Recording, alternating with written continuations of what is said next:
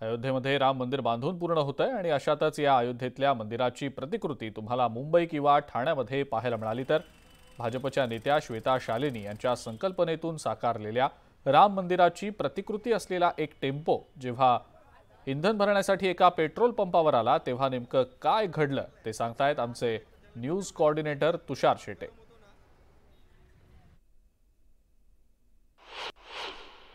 प्रभू रामचंद्राच्या प्राणप्रतिष्ठेची तयारी अंतिम टप्प्यात आलेली आहे आणि याचाच उत्साह संपूर्ण देशात दिसून येतोय। घाटकोपरमध्येही असाच उत्साह दिसून येतो आणि त्याला कारण ठरलेला आहे हा टेम्पो।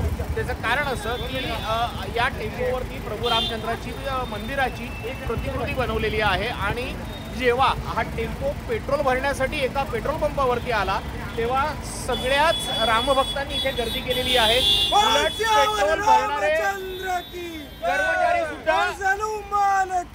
पेट्रोल भरणारे कर्मचारी सुद्धा पेट्रोल भरायचं काम सोडून पहिल्यांदा या मंदिराचे फोटो काढायला लागले, सेल्फी घ्यायला लागले।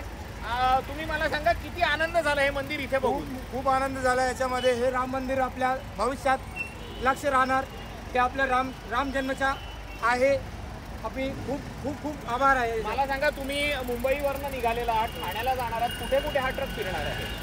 पूर्ण ठाण्यामध्ये फिरला आहे आणि जाता जाता आम्हाला आम्ही मुंबई कुठे पण जायचं आहे तो आम्ही जातो। लोकांचं प्रेम, लोकांची श्रद्धा किती आहे बघा, कारण की इथे ज्यांनी फोटो काढण्याचा प्रयत्न केलेला आहे, फोटो काढल्यानंतर ते या मंदिराला नमस्कार करायला विसरलेले नाहीत। त्यामुळे प्रभू रामचंद्रावरती असलेली भक्तांची श्रद्धा किती आहे त्याचा प्रत्यय आपल्याला पुन्हा एकदा दिसून येतोय।